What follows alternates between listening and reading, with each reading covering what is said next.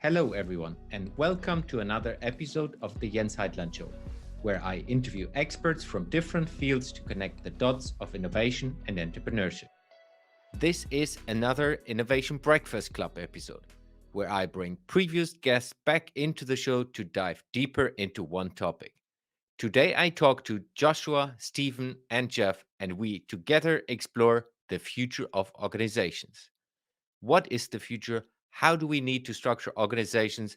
And in the end, we look into what are key attributes for future organizations.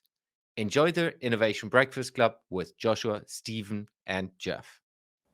Hello and welcome to another Innovation Breakfast Club meeting. How are you doing, guys? Good, good. Excellent. Excellent. It's always fascinating. So for everyone who is listening or watching this, like before we started recording, it was like a chicken farm. Everyone is talking over each other, and now it's like we're recording, and everyone's like, "Yeah, let's be serious." Well, we Yeah, don't have to be We serious. don't have to be serious, no. Absolutely. It's fine. Jens, What do you I want think to it talk must about, be Jens? because Jens went and changed his shirt from a t-shirt to a collared shirt, so then we all had to become serious for our very formal recording. Sorry for that. No, I'm wearing polo, which is the chic version. So it fits to the organization stuff we are talking about. But the topic for today, the future of organizations, whatever that is for us, for the world. And we have discussed that and scratched that a little bit in the last episode we did together. What I would like to explore with you guys is what will be the future of organization? What are different setups? What are innovative ways of thinking? Is there anything different in the future? Do we need to do things differently or not? So all of these topics I would like to discover with you. And if we end up in the metaverse or somewhere else, it doesn't matter. It's all about figuring it out. And starting point today is literally starting with the future of organizations. What is the first thing you thought about when I sent that out literally yesterday? Let's start with Joshua today. I had a feeling that you were going to put me on the spot, Jens. Jeff and Stephen, great to be back and recording another episode with you guys. And Jens, thanks so much for bringing us all together again. So I'll keep it short. So where my mind went is because I'm spending a lot of time in the crypto world and Web3 world, and meeting with those people at the moment, and have been over the last sort of year, is really thinking about what it means to work. And the reason my mind went there is because so often we associate work with organizations. But is that right? Is that the way that the future's going to look? And what does that mean in terms of the way that we organize and how we contribute to what we actually want to do? So I think there's this big fundamental shift that's happening. It might not be happening everywhere in the world, but it's definitely showcasing what's possible. And a term that many of the listeners may have heard and may not have heard is DAOs. So a DAO is a decentralized autonomous organization. And inside of the crypto world at the moment, there's a lot of push towards that space. And I think what that means in simple terms is that you're bringing together a group of people who maybe have never met before, and you're asking them to do work together. And work, again, is this complex term that maybe isn't that complex. And so it's really forced me to take a step back and to think about a few things differently. So yeah, that's where my mind went when you sent this out. And I thought it's actually quite uncanny how you came up with the topic. But maybe it's because you were also spending a bit of time together. Yes. Let's move on with Jeff. First thoughts. Well, the first thought that came across my mind were many things, like what Joshua was referring to. One of my last meetings before the pandemic hit was with a senior executive team in a B2B product company, and I was talking about how, well, if this takes hold, then we might be looking at VR as a way of meeting. And some of the senior executives were like, no way, I'm not doing that. Like, we're going to the office and we need to be together. And I'm like, right, but pandemic, so maybe not. And so we've come around to this. The other thing that made me think about this is Harley Finkelstein, who's the president of Shopify, one of the biggest e-commerce companies in the world, it's a Canadian-based company as well. He was talking about how the pandemic forced companies to think ahead by about a decade. in terms of where they are. It created a forcing function. It made people move into areas where they weren't comfortable and where they had to rethink everything, including the organization. And for me, everything still comes back down to the issue of things like leadership and accountability. We can design all the cultures and the corporate cultures, in the organizations, however we want to design them and create them. But I still think there are fundamental problems that haven't been solved within companies, such as leadership taking accountability and responsibility. Are the senior leaders just presenting ideas and things they've shipped without giving acknowledgement to the people that have actually done all of the work and the research? And I'm seeing that happen in companies. And you're also seeing that as a pattern and the great exodus, and why people are just rotating through companies and leaving because the corporate culture isn't great. So if we move into the metaverse, I think that's great. That's a new experience. But it also poses other problems, right? Like that's just an extension of social media, like an article I shared with you gentlemen, and one author talking about his concerns. I think people have forgotten social media is a choice, right? Like you don't have to be on Facebook. You don't have to be on Instagram or Twitter. If you are upset by the noise and the implications that's causing within your organization and your own mental health, just get offline, right? You don't have to be engaging in those things. So then if we move into the metaverse, does that create issues with respect to people being able to differentiate between reality and augmented reality? And that may be a real stretch at this point philosophically, but I think we aren't thinking about the consequences. Even Mustafa Suleyman, who founded DeepMind, who was the AI product that Google bought, was talking about solving for the technologist's dilemma, things he learned about after he created the machine. So I think if we're going to dive into the meta universe and other things, I think there are still some pretty fundamental problems and questions that have to be asked in a world where we keep moving faster and faster.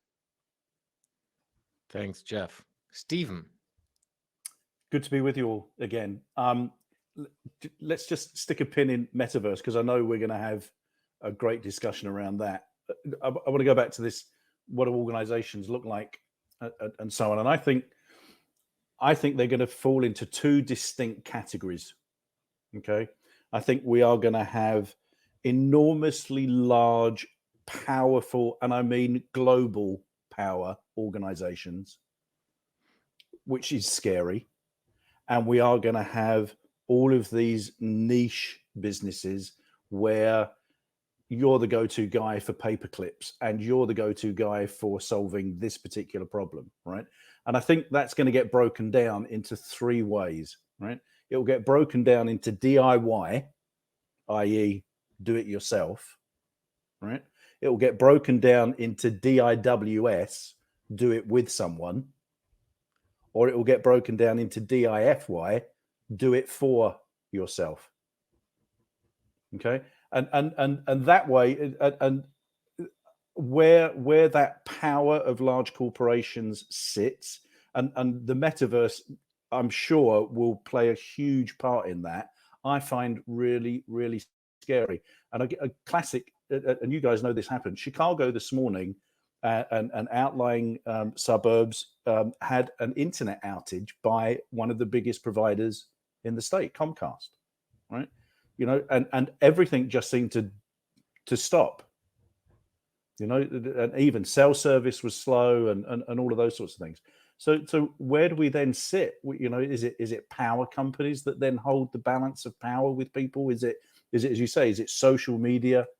You know, if you go back, you make a really great point, Jeff, about social media. If you go back to when TV very, very first started, and there were all sorts of people coming on going, "Yo, we shouldn't be, you shouldn't be watching this," or this is terrible, and this is the biggest and simplest answer in the world was, if you don't like it, there's a button.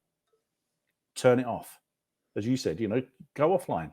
Take a couple of days. I've done that in the last couple of months. Just taken a day where you just don't do. You have nothing to do with social media whatsoever. Just to give your mind a break.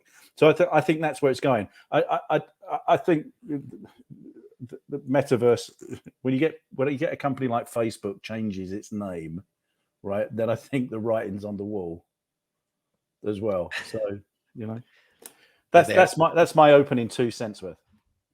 Thanks, everyone. I guess the name change in Facebook, there are a couple of other strategic reasons for it as well. It's not just the metaverse. No, absolutely. But I would like to add to what you all said.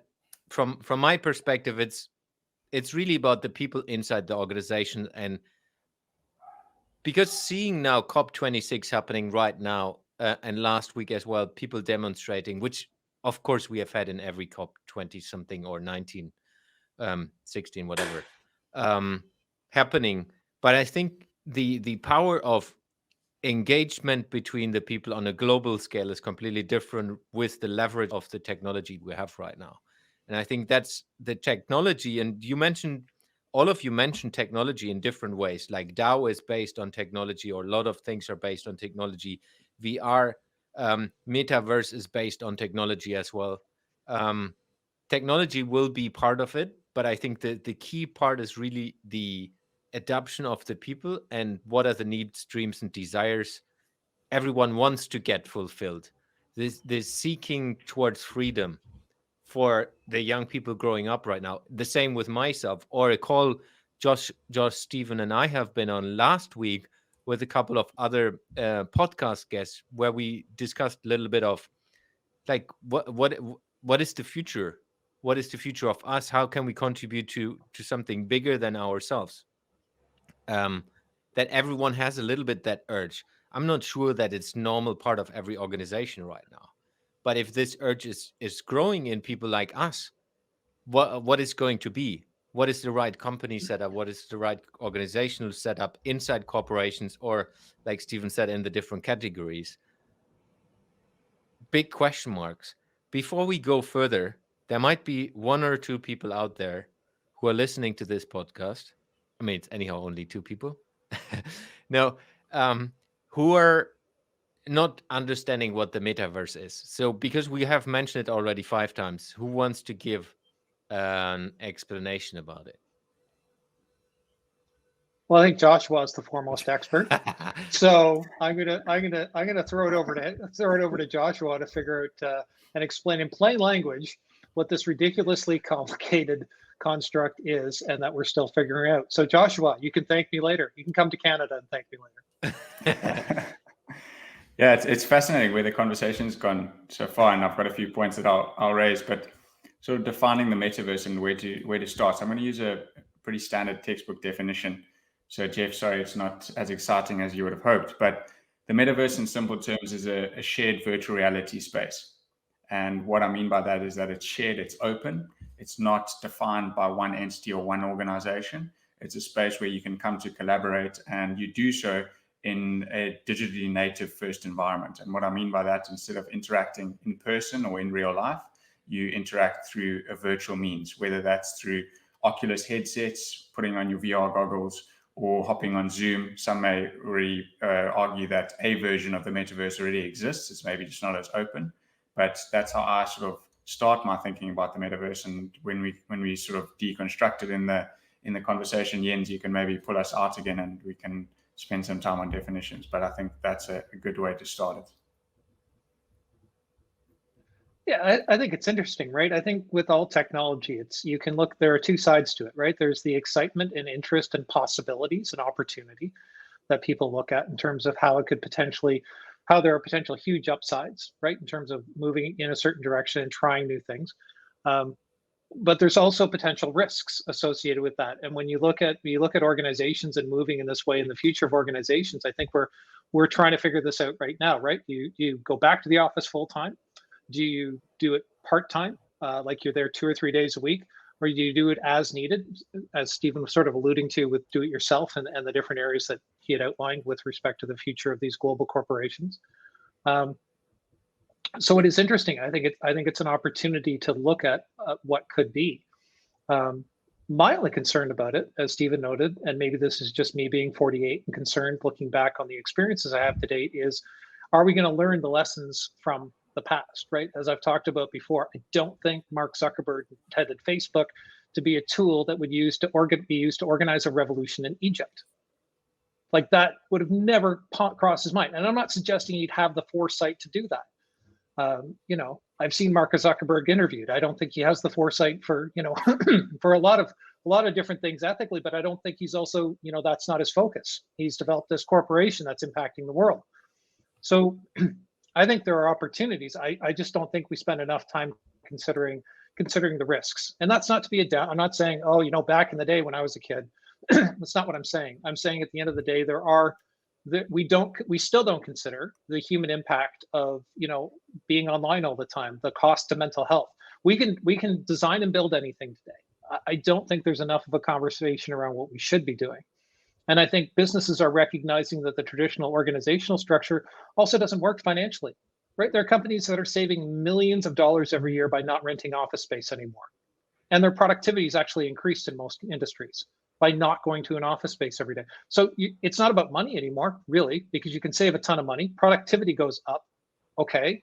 So what is the benefit to getting together all the time, going to an office every day? I heard a colleague online talking about how she was going back to work for the first time a couple of months ago and then didn't realize how much time she was wasting of her life commuting to and from work every day. And she did the math and it worked out to something like 500 days in 10 years or some ridiculous thing. She's like, yeah, I quit.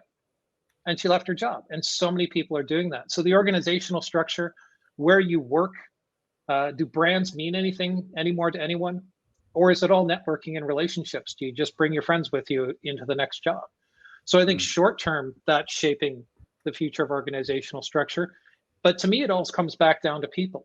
And the bigger the organization, if you love your job, in my experience anyway, it all comes down to whether you're lucky enough to work on a good team with good people and a good leader that provides direction and support. And if you don't, you're gone and you're going to go somewhere else. So it's there short term. I think that's what we're dealing with right now. The metaverse is something that I think we need to experiment, but also be careful with and understand that there are people that are on the other end of the virtual reality. And that, you know, just because you take the goggles off doesn't mean that the reality of how you're feeling and what you're thinking and doing and whether you're adding value, that doesn't just disappear because the metaverse up and vanishes, for example. So I want to just double click on the word dependency because it's come up a lot in the conversation so far. And it's quite interesting when you start thinking about what that means. And it goes back to something that I mentioned right at the beginning about what is work. And we're thinking about these future organizations, but surely we should think about, and not only, but what does it mean to work?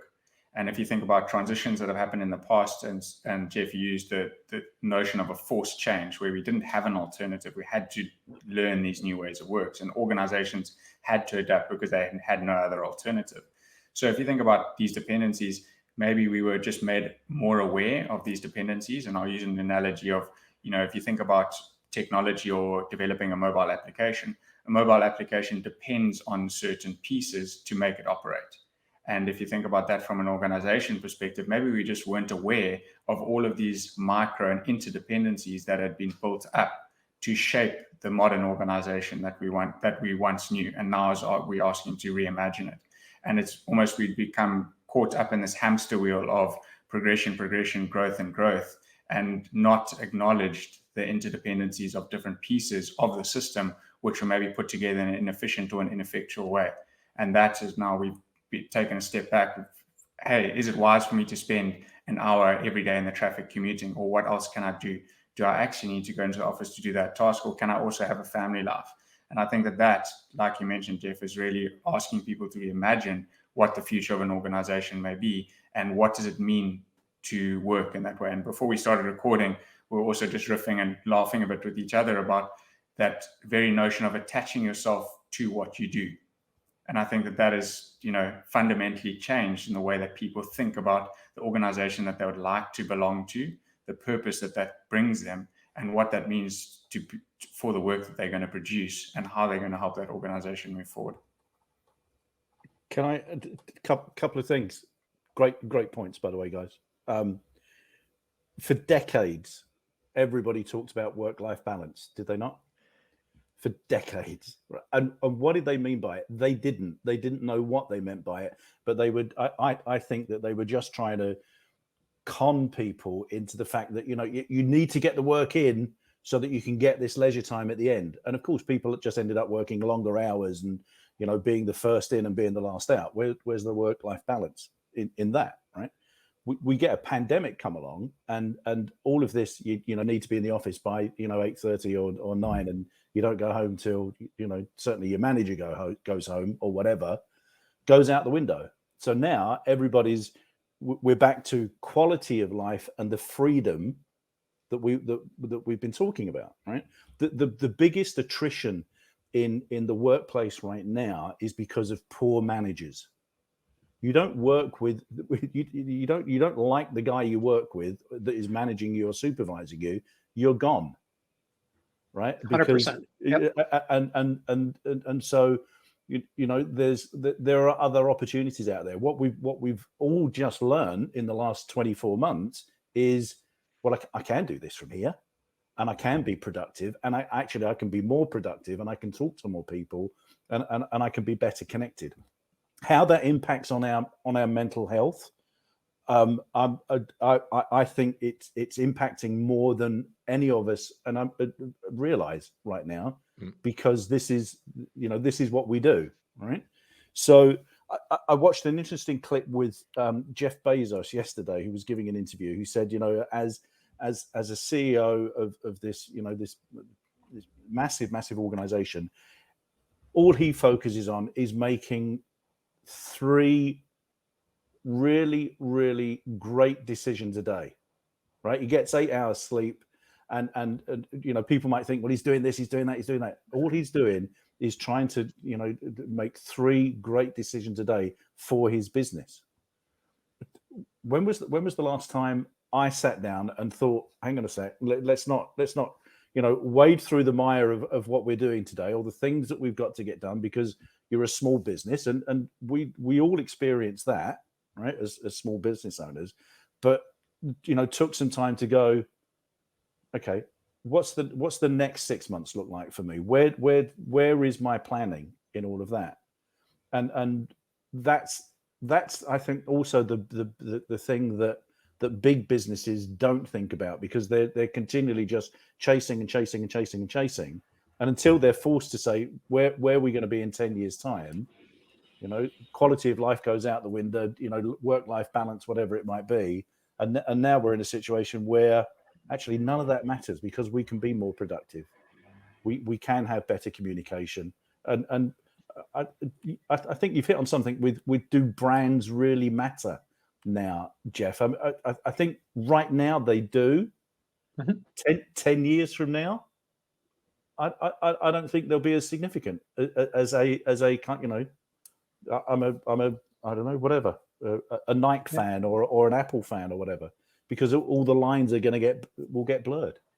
Yeah, and I think if you look at the history of work too, from say our great grandparents from World War I, and what work was largely labor intensive, right? Machines were just being built. Technology was nothing compared to what it is today, respectfully to as we come up on Remembrance Day and whatnot, with the greatest of respect.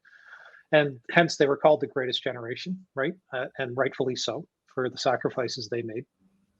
All the way to where we are today with the millennials and Gen Zs, right? Work in and of itself has become less labor intensive. It's become less demanding. Innovation has made our lives easier.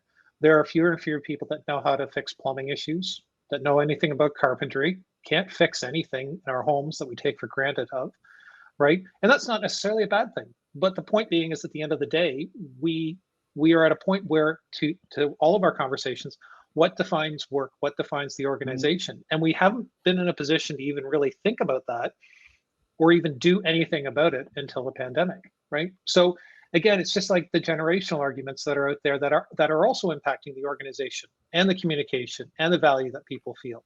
It's ridiculous to say that I can understand the world through the eyes of Joshua. I can't. I'm not experiencing a life where I never grew up never knowing the internet. I'm the last generation to spend half my life without the internet, and the third building it and getting us to where we are today.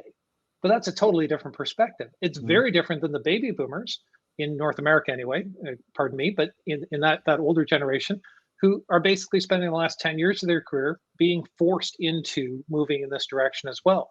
And now we have 5 generations coming to the workforce for the first time in human history. It's really about, we have a hard time just trying to figure out how we're going to get along generationally. So when we talk about the metaverse, I think it's fascinating. I really do. And I think it's really interesting to look at possibilities. But my default is to always go back to going, okay, we haven't actually resolved some pretty fundamental human behavioral issues within organizations and online. People, being an entrepreneur my whole life, like working from home, what people are experiencing now, working from home, is not working from home. This is being forced to work from home with your kids screaming around you and doing all the things you're not used to. That's not an entrepreneur working from home. I could work 5 hours one day and then work over the weekend and then take Monday and Tuesday and do other things. Like, you have a lot more freedom and flexibility. This isn't what I grew up knowing as working from home. So there are all these human factors that I don't think we've even resolved yet. So when we talk about the future of business, I think we're figuring that out. My only concern is, do we leap before we look?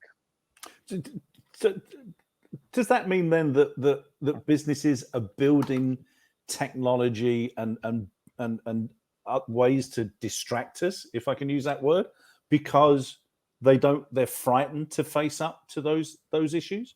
Because they're not new, Jeff. You and I are old enough to know that these go back, 20, 30 years.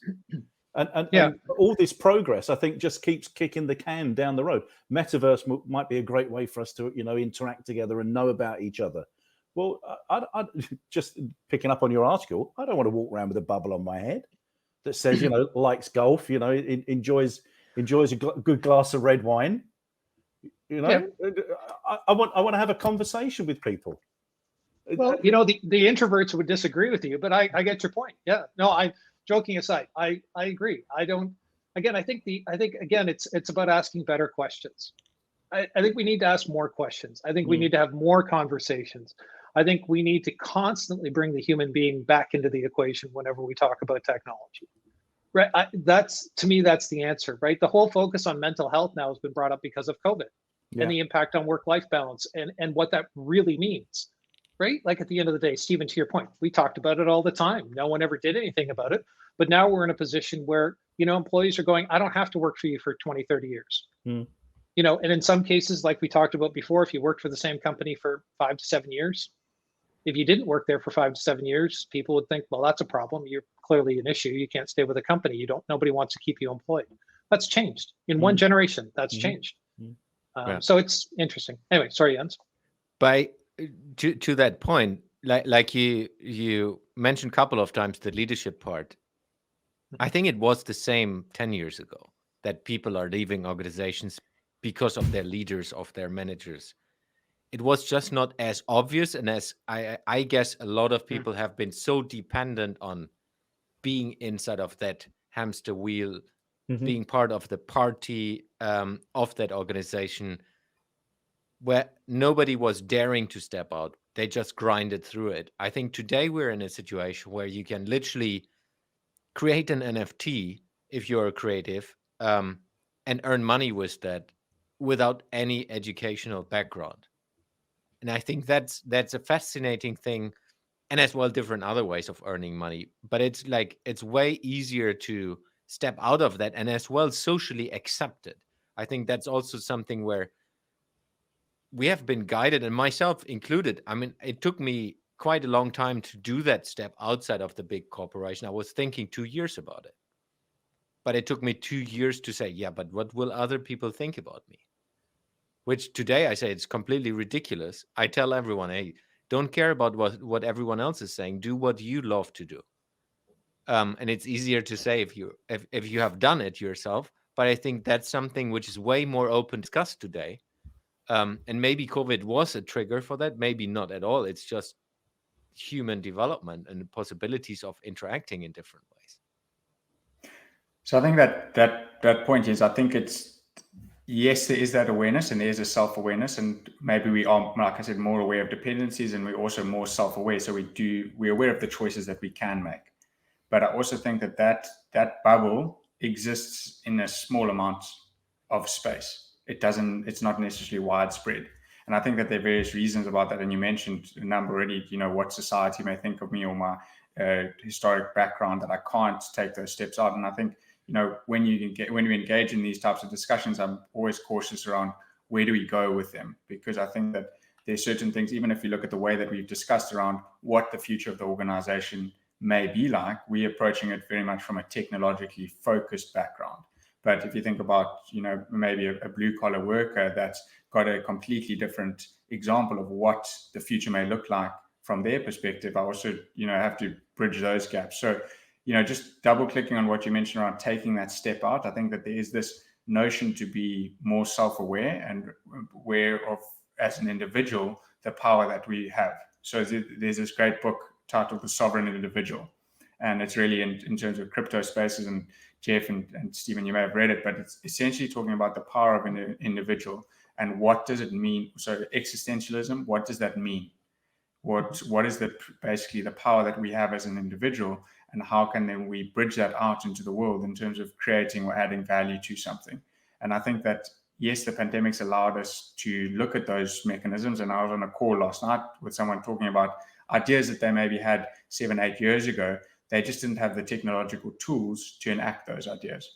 And I think that that's also something that's maybe forcing us to rethink what an organization may become, is because now we've got the tools and the mechanisms. They're not perfect to enable remote work and hybrid workforces, but they're allowing us to start imagining that space or thinking about that space in a more practical and tangible way than previously.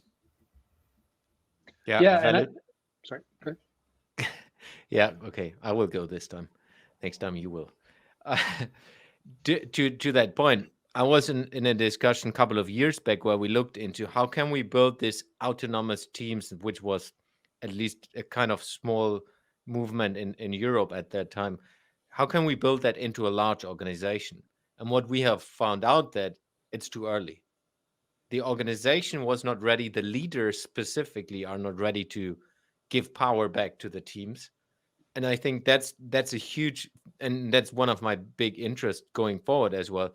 How do you build this self-organized organization? You mentioned DAOs, for example, Josh, in the beginning. Because just doing a little bit of research in that world, this could be a missing piece, which I would love to have known like 10 years ago when we discussed these topics. The organization was not ready. We didn't have the right tools and resources on how to do it. But we have had the first spark into that direction of how cool would it be if everyone is responsible for a specific thing in an organization, and you don't need to have a power structure where you have one big, let's say, black, white, male, female, whatever, on top of an organization saying, this is what we do. But I also know that depending where you are, in which organization, which culture context you are in, which country, it's not going to work everywhere in the same way. And I think that's something humanity needs to learn if we want to go into that direction. And I think that's fascinating as well. The same with the metaverse, to explore these things. But Jeff, you wanted to say something. No, well, I agree. And that's to your point. I think, as I mentioned before, it all comes back to humanity. I was just thinking about what we were talking about earlier about, the way work used to be about working in the same company for a long time. One of the reasons people stuck around was a pension, right? They could retire, they get paid for the rest of their days till they retired, right? Like that was the reason you stuck around a company. That's why you didn't leave the company. Not much has changed. If you're working for a product company that's gone public, you get stock. They're called golden handcuffs. So a lot of people tolerate a lot to get to the point where they can vest, make millions of dollars. And there are some kids today and I say kids today, there are people today, pardon me, but a lot of them are younger compared to me, that are millionaires now at 30 years old. Right. So what does the organization look like? And what are they going to do? And what lessons are they going to take from the place they worked in? Are they going to create businesses? And I see that pattern happening as well, where people are, now they've got the financial freedom. So what do they really want to do? So I think there are big benefits to, making a lot of money early and doing things. But again, the downside is, how do you, again, back to leadership and people, do you have the experience at 30 years old working for a few companies doing the same thing to be able to consider what that next generation of work would look like? How is that going to impact people and the broader picture? And I'm not taking away from innovation and what cultures and what business culture should or could look like. It's just going to be interesting to see whether or not we choose to learn from past experiences. When I'm mentoring young designers, I don't tell them what to do. I always point to the fact that, okay, we figured that out over the last 10 years. You don't need to start there. Start here and learn more and teach me, right, going forward. It's again, the metaverse is interesting. The future of organizations, I think, technology can push the metaverse out to us now. Like in the next year or two, we can all work and experiment in that. But if it doesn't come back to people understanding what they value and what they want, and I think that's where the power of employees are going to come back now, right? What motivates you to stay in a company? If I'm not being treated well and you're paying me well and I can get the same money somewhere else, why am I going to keep working for you? And if we all have the same information, my hope is through all this technology, and once we slow down, that might be the thing that causes a pandemic, might cause us to do that, we could start focusing more on ideas and sustainability and things that are really important to the global culture, and stop pretending like the imaginary lines we've drawn in the dirt that are called borders somehow don't impact. There's not a ripple effect in the work that we do that doesn't impact our neighbors, like my neighbors in America, and America to Canada, and Portugal to Spain, and et cetera, et cetera. What about second and third world countries? Right? Because are they not all being left behind in all of this? Yeah. So, and they're a large part of the planet, right? And actually, they're a large part of the problems that they have. So many problems that need solving. That whilst we're developing all of this in one direction, there's these other problems with humanity and sustainability and employment and health and all kinds of other things in second and third world countries. I saw something a couple of weeks ago about a young lady, and I don't know if it was Kenya or Uganda or something like that, who created a process of taking plastics and making building bricks out of them. I don't know if you've seen, yeah, and so now she's building homes but she didn't have an engineering background. She just had this idea and found out a way to do it, and now has quite a sustainable business that employs a lot of people and actually recycles and ticks all kinds of boxes. But her innovation didn't come out of lots of technology. Didn't go to MIT or whatever. Right? Here's a problem here that I think I can solve. I've got an idea and worked with it, and I just worry that second and third world countries just get left behind with all of this as well. And we're all having a party at this end with technology, but these guys, the quality of life is way less than ours. So yeah, fortunately, I live in a third world country, Stephen. So it's also, I deal with these, thoughts on a daily basis and thinking about, let's call it the haves and the have-nots. And I'm not going to draw a stark contrast between them, but inside of COVID, I think it's also made us far more aware of this concept called the digital divide. So those people who are connected and those people who aren't connected. And sort of there are two sides to every coin. But just quickly on the digital divide, I think that enabling technology to connect more people is going to help us solve bigger problems. However, we do also need to not think that technology is the solution to the problem, because the example that you just gave is a person had an idea, they were constrained, and sometimes constraints breed innovation, they breed creative solutions. But this person may have found the solution that she was looking for through a YouTube video, for example. So that links back to Jeff's point around having access to information. Now, I think is how do we make this global access more readily available and more widely spread? If we can do that using technology, that means that the third world countries of the world will have the ability then to compete on a level footing with other first world countries. So if you look at what's happening in India, for example, at the moment, in terms of that technological revolution that's happening there, and the skill set that's being able to be bred out of that environment is huge. And the minds in terms of that now have access to share their ideas, to connect with others, and to do the work which previously they didn't have access to. So I think that technology, yes, it does need to be considered, but it also is a great enabler in terms of what it can be and what it can do for humanity in general. And just to sort of wrap up this point is obviously spending a lot of time in the crypto world at the moment, people are really thinking about this cultural element and what does it mean to build this next phase of the web. And came across this concept a couple of days ago called a declaration of interdependence, rather than a declaration of dependence. And if you think about what that means in terms of the way that we operate, the way that the four of us have got to know each other, there is a certain interdependence that is being created out. Now, how do we go and amplify that? And what does that mean in terms of organizations? If people are more aware of the impact that they are having, negatively and positively, on others, can that fundamentally change the way that we think about the work that we're doing? Great point. Yeah, no, it's excellent. Well, I mean, I remember even speaking about, innovation, and I think there's so much more innovation out there, and it's whether or not we're even aware of it, right? There years ago that I read a study about these two young ladies at MIT who figured out how to build up kinetic energy inside a soccer ball. So they took this to developing countries where they play soccer all the time. They love it. What do you need to do to play soccer? You need a ball. So they kick the ball around, build up all this kinetic energy, and then they'd be able to plug a light in at night to actually read in places where they didn't have electricity, right? So they'd use the soccer ball, and think about, again, this idea of expansion. Well, yes, it's used all the time. They're going to charge the ball up because they love playing soccer, and now they have a light that they can use to actually read everything. Another gentleman went around gathering plastic bottles and whatnot, and figured out a way to actually fix roofs in old homes to actually plug it up so that actually the water wouldn't get rained on in the middle of the night. Like, from simplest things to more scientific concepts, innovations everywhere. It's just a question of what you decide to do. And to your points, it's a tool, right?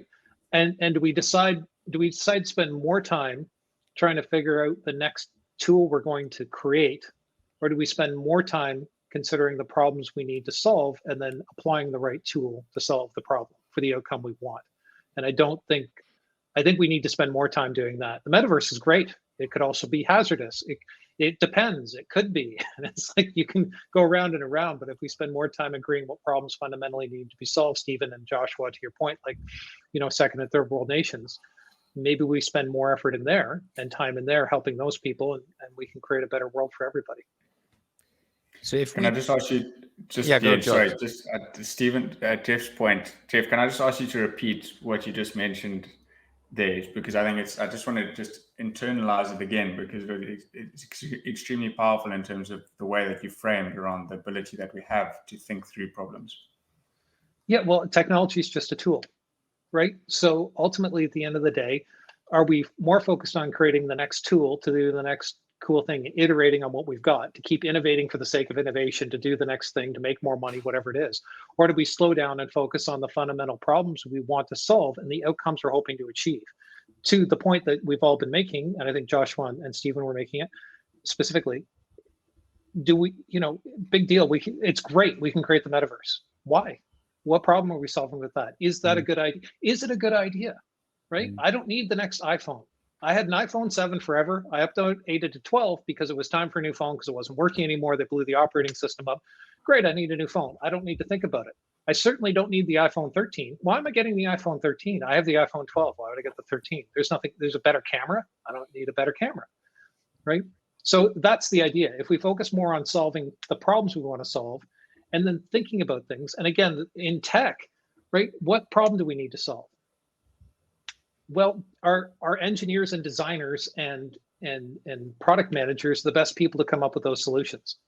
Maybe not. Maybe you need to take more of a kind of, a service design approach and go out and shadow nurses all day long to find out what tools they actually need on the job, instead of saying, here's an iPad. Well, I don't need another app for that. What do I really need? And what problems am I trying to solve? And then also, what are the outcomes you're looking for? And how do you know whether or not it's going to be good or not? Just because we innovate and create something new doesn't mean it's better. It doesn't mean we're making things better for other people. We're just innovating. Does that make sense, Joshua? Yeah, thank you. That was a bit of a selfish ask to get you to repeat it, but I think it's extremely powerful just in terms of what it means. Again, going back to what we're talking about, work, and this concept of what it means to do work. And if you frame doing work around problem solving, or ideas that help you solve a specific problem, if you've got now ways and organizations to help unlock that ability, that means then the way that we work and the way that we organize can fundamentally change, and that can unlock different forms of value and business models that maybe we've never even seen, or I know that we've never seen before. And so it's exciting, but also we do need to think quite deeply and consciously about what that means in terms of the world that we're building. Yeah, I We're think still it's using- a Sorry. huge responsibility. So I would like to use the last 15 minutes of this episode to together think about what could be potential or fundamental, maybe, attributes of organizations in the future, which we believe in. And it's just our brain exercise. So it's not something maybe for everyone, but maybe other people get inspired on listening to our conversation of what we believe a future organization should be kind of comprehend. Anyone first thought? I think the foundation of every company is people. I don't care what industry you're in. I don't care what sector you're in. I think at the end of the day, it's understanding the people you're hiring, understanding them at a deeper level, not just professionally in a portfolio or whatever work they've done in the past or what company they've worked at. I think it's understanding them and the problems they want to solve. I think one of the most important lessons my father taught me, and he was an executive leader, was that everyone wants to feel like what they're doing is of value and that they're valued in the processes they undertake. And a title doesn't mean you have the ability to communicate that to other people and help them understand those things. And so I think if businesses take that approach first and foremost, then they'll understand, what work means to those individuals and the kind of areas and times they want to focus their energy and efforts in. And that's how you keep people engaged, spending more time at their job. And they have to feel like what they're doing is meaningful. Otherwise, they'll go and do something else. So for me, that's it. Yeah. So pick up on that, then Jeff, to breaking that down. I think it's in terms of listening and understanding who those individuals are anyway, because I think far too often that's the key thing that businesses miss. How do you inspire and make those people feel valued? Because not everybody's motivated by money. Not everybody's motivated by a title or a corner office. It's about little dents in the universe. What's the impact that you're making, and understanding that. And I also think that the kind of decentralization of very complex management structures would help a lot of organizations. Just so everybody gets heard. And again, I think when, like you say, when people leave businesses because of poor management, a big part of that is because they don't get heard, because they maybe they do have a solution, but it's disregarded because that's not your job, or you don't have a degree, so why would we listen to whatever it might be? And I can tell that I speak from experience as far as that's concerned. So I think you're absolutely right. It's the people that come first. And if you want to build a successful business, people want to go and work for businesses that share their values, that promote good working environments. I think one of the reasons that recruitment is so difficult right now is because people think, no, I don't want to go and work for them. No, I mean it is, that there are other choices. That's why businesses are paying people bonuses to go and work for them now. Sign-on bonuses, because people have now come to the point of, no, I'm sticking to my guns. I want to work for the type of business I want to work for. I want to work for the people that inspire me. And I think once you overcome that problem, then I think you're on the road to success. To that point, so I understand the people part. Do you need to have a purpose as an organization to attract the right people, or the people that are like energized by that purpose? Or what do you think about that? You mentioned purpose, Jeff. Yeah, well, for example, there's an app right now called Blind, and if you enter your work email, you can go and have people will talk about the actual corporate culture inside the business, right? So all of that information is freely available, and people will be totally upfront and honest. And so people are actually avoiding certain companies because the majority of people are going, this is a horrible work culture. The leadership team treats people like garbage, and you're never going to get anything done. So at the end of the day, I think again, I can't. In my experience, I don't know how you get around it. I think the onus is on two things. One, the corporation has to be open and honest about what their intent is, but then they have to model that behavior inside the company, and they have to demonstrate results. Because in the information age, you can't hide behind numbers and go, "This is what I think," with apps like Blind and people talking openly. I think the other thing to recognize too is that the onus is also on the employee. You have to decide what you want to do. You have to decide: do you want to work for a company that provides sustainable products? Do you want to be tied to something is that important to you, or do you want to work for a FANG company, a Facebook, an Amazon, a Netflix, a Google, and say, okay, what's more important to me? It's going and getting the title and doing the work and building a portfolio and jump from company to company and make as much money as I can, as short as I can, so I can travel the world and do the things I want to do. But it's twofold. The company has to be transparent and they have to model it. And then it's also on the employee not to complain about the company they're working in if they're not getting to do the things they want to do. If the company promises them that opportunity and takes it away, then you have every freedom and right just to walk away from that company and go and find another organization. So I think it's both sides, but the corporations can't just avoid things anymore. Yeah.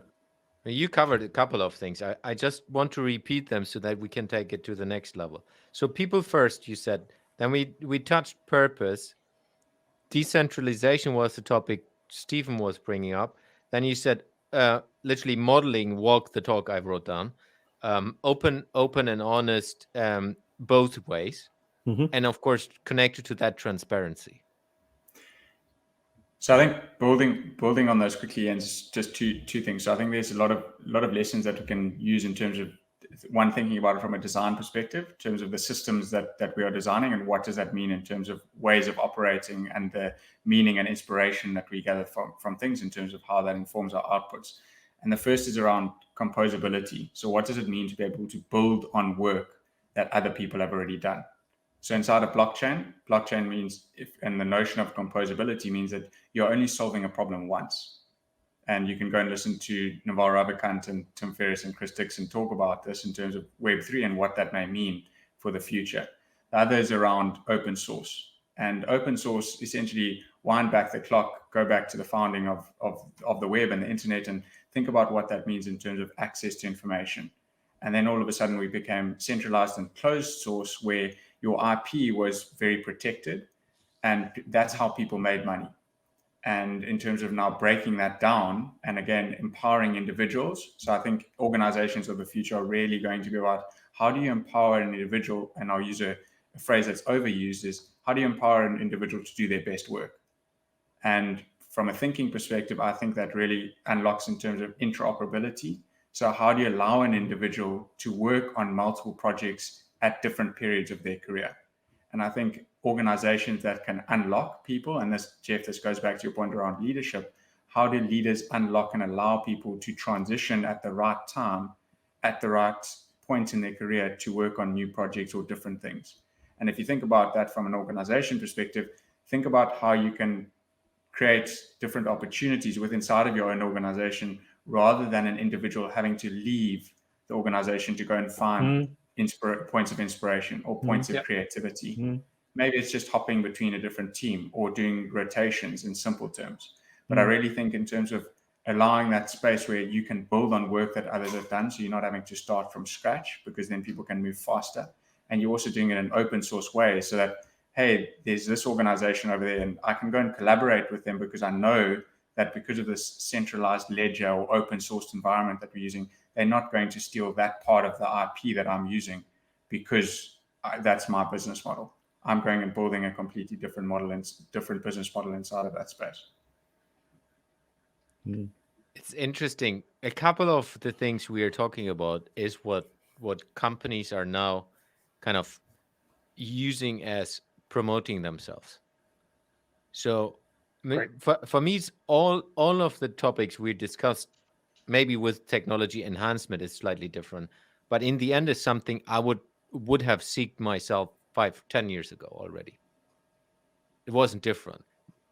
Yes, slightly maybe due to my experience level and how old I was and the context where I was in at that time. But I think a lot of companies talk right now people first. But I think a big difference to what you mentioned, Jeff, is like doing it and being the good example, not just talking it. And I think there I think is something of, if we look into the future organizations, if we use the technology and making things transparent in whatever metaverse or whatever can be blockchain, utilizing the technology and making things transparent, that they're so transparent that you can't change them, then hey, you're a bad leader. And that's documented, and you should not lead a team again in this context. That sounds harsh, but I think a lot of organization would benefit from that. And it's like, hey, you haven't succeeded in that leadership position because of this and this and this and this. And if we then look into and deconstruct, which you normally would do in an organization, hey, you're a bad leader. What does bad leader mean? Maybe you have been at that time in the wrong space, with the wrong team, with the wrong context, whatever. Because it's not that the person is bad. It's more often it is the context in where you work doesn't fit properly to your capabilities. Yeah. And I think if we get this more transparent and truly then decide, hey, you have done this, or you're kind of possible to take your next step, and these things are documented in a more open way, I think it's way easier as well to look into recruitment. Imagine you can see all the jobs I did and look into details on what did I achieve, what did my team members say, because I have been there where people have been left the company because of me, and I'm not proud about that. And I have left companies because of the people I worked with in the same way. But I think that's a couple of very, very interesting attributes we have found out, which might help organizations to move on. Yeah. It does always come down to, though, actions speak louder than words. Yeah. Right. It's all well and good saying, we do this as a company. You've got to demonstrate that you do it. I mean, you do. I mean, that's the only way. Look at. Here's a great example. Look at some of the marketing that's going on for certain businesses around music that's being used, right? And all of a sudden, that one product has a great success because it has this soundtrack behind it, and all of a sudden, you've got 3 different products from different industries all using that same soundtrack. Yeah. Right? Be creative. Don't be a shepherd. Don't be a sheep. So you've got to demonstrate that you can do it, rather than just follow the road and actually not participate. I think people get confused too with leadership. I think people don't realize that being in business is a team sport, whether you acknowledge that or not. And most people equate leadership with telling people what to do, and look at me. Look at me and what my team has done. Me and my team. No.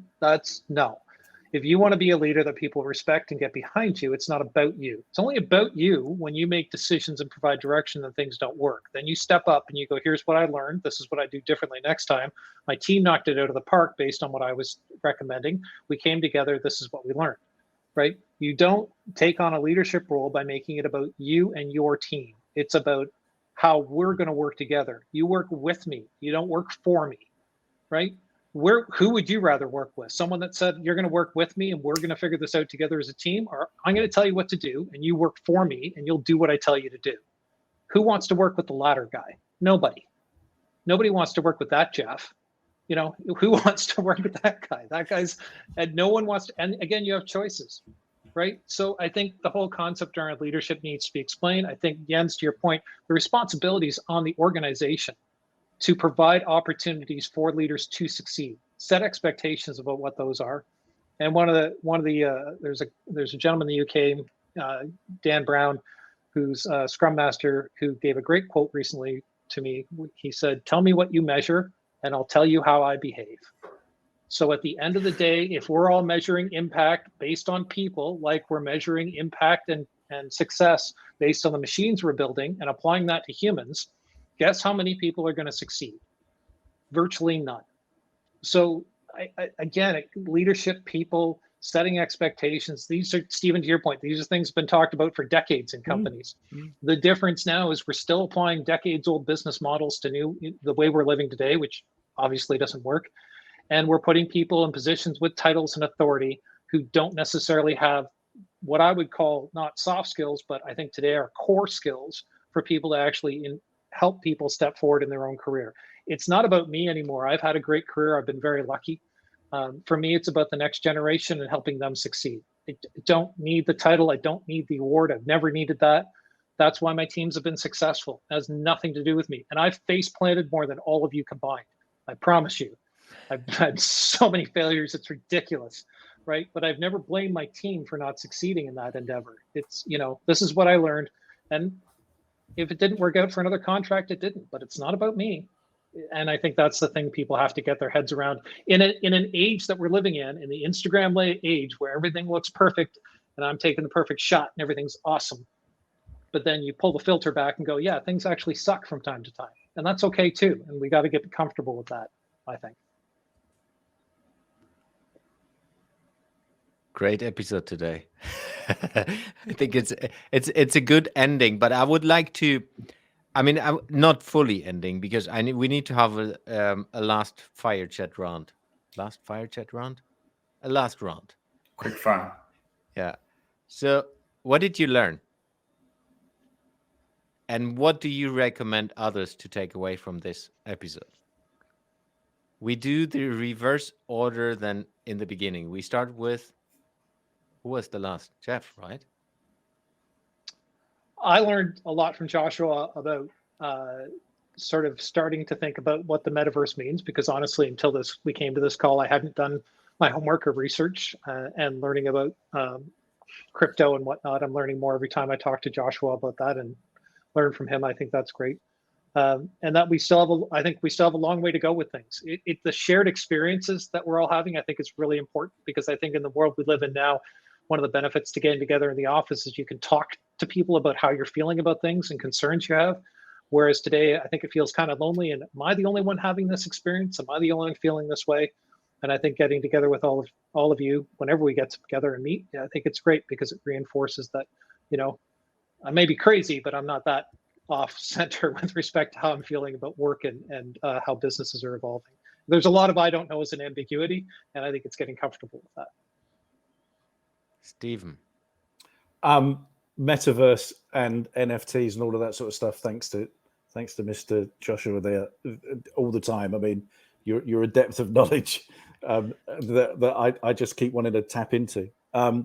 For me, I think also about how we start redefining what work is as well, and that's come up in all of our conversations. I don't know if you've realized that all the conversations we've had over recent months, that we come back to that point. So I think redefining what work is, and for me, I think also it's about how else can I make an impact with other people to be great, right?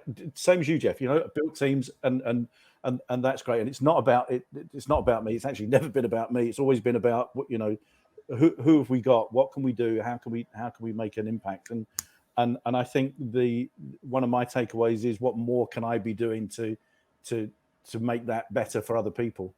And if that's conversations like this, where people think, actually, there's a point, then that's, for me, that's good. Nice. Josh. Yeah, awesome. Cool conversation as always. And I think it's left me feeling inspired and excited about what the future of the organization may become and what it can become. And just reminded me of the power of the individual in terms of the choices that we can make and how we should go about making those choices. And I think we carry a deep-seated responsibility, not only to ourselves, but also to future generations. And Jeff, one of my biggest learnings from this conversation is the way that you framed the problem that we want to solve. And I think that when we start thinking about organizations and the work that we do around centering on the problem that we want to solve rather than the product that we can or are selling, it then fundamentally changes the way that we think about things and basically how we show up as individuals. And I think if we can show up as individuals, and if we can show up as our authentic selves, we'll be amazed by the work that we can do and how that can unlock different forms of value for the world going forward. So yeah, thanks again, Jens, for an awesome conversation, and I'll hand it back to you to bring us home. Yeah, I have to think. It's always incredible to meet with you guys. I take away, and I learned a ton. I'm learning every day from Josh on the metaverse and Web3. So I have a pipeline built to South Africa on that topics. And I think, like you mentioned, Josh, the problem part isn't something interesting. And yeah, we work on this. We have had a conversation this morning. Was it this morning? Yesterday. On that as well, where we looked into how do we do something that's bigger than us, and bringing a couple of podcast guests together and figuring that out together. I think we need to have more conversations like this with different opinions, because we're kind of in the same direction. I would love to have a conversation with people who are completely having a different point of view on this, and look into how do they see a future of an organization. Maybe someone who is out of a completely different culture. Let's say I was living in Russia for a couple of years. Would be interesting to take someone, hey, how do you see that? Maybe a young person and a more experienced person. Same with Asia, to understand how do you see that? Would you love to have this autonomy and freedom and empowerment, or no, let me do you do this and I do my work? I've seen it in the past. So is it just an idealistic thinking from the four of us, or is it something that's applicable for more? That would be something interesting to explore in the future. And I try to have more conversations like this, because I believe that we that's why I'm calling it connecting the dots. We need to learn in different ways, and taking other opinions and being open like we are in our setting, to learn from each other and taking different nuggets and build your own picture, because we don't need to agree. It's more about, hey, yeah, I don't agree with your point, but I learned something. If we can make that on bigger scale, that would be interesting to find out how we can literally help the world to figure that out. That's, I think, one of the biggest issues we have in humanity right now. How do we help each other to figure it out? Having said that, thank you very much today, guys. It was a pleasure having you. Looking forward to the next one. Just quick before you go, thanks for listening to today's episode. I hope you enjoyed the Innovation Breakfast Club episode. If you have questions about the participants or want to connect, please go to the show page on jensheitland.com, where you will find all details about this episode and of course the others, and as well links to the social media accounts of my guests. I am all about connecting innovators from around the world. In case you like this episode, it would mean a lot to me if you would take 1 minute of your time to give me a review on your favorite podcasting platform, because this will enable me to reach more people and inspire people to innovate. If you're interested in applying innovation in your organization and need some inspiration or help, please reach out to me and we can explore how I or someone else of my ecosystem might be able to help you. Hear you in the next episode. And don't forget to innovate the world.